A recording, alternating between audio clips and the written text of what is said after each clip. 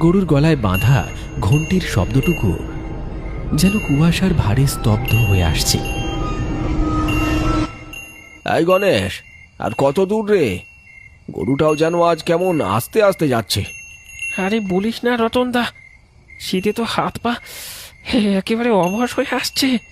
আরে এই গরুগুলোকে কি বলবো, হ্যাঁ, দেরি হলো বলেই তো চিন্তা হচ্ছে। এখন আবার ওই শ্যাওড়াতলা পেরোতে হবে। হ্যাঁ, ও হ্যাঁ। চুপ কর তো গণেশ, ওই জায়গাটার নাম মুখে আনিস না। শুনেছি এই কনকনে শীতে শ্যাওড়াতলা নাকি আরো বেশি ভয়ঙ্কর হয়ে ওঠে। আরে বাবা, এত ভয় পাস না। তোরা দুজন চুপচাপ বসে থাক, আমি তো আছি। আমি লণ্ঠনটা ভালো করে ধরছি। গণেশ, আর তুই গরুগুলোকে ছোটা। তাড়া না করলে আজ রাতটা মনে হচ্ছে ওই শ্যাওড়া তলার ধারেই কাটাতে হবে। রতন লণ্ঠনটা খুলে উঁচিয়ে ধরল। পিছনে বাঁধা আছে কয়েকটা বস্তা, বিক্রি না হওয়া সবজি, কিছু মাছ আর ঘরের জন্য কেনা সামান্য জিনিস।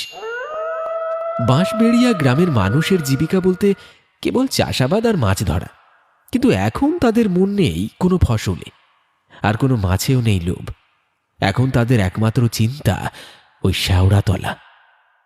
গ্রামের সীমানায় যেখানে শেষ বাঁশঝাড়ের সারি মিশে গেছে অন্ধকারের সাথে, সেখানেই শ্যাওড়াতলা।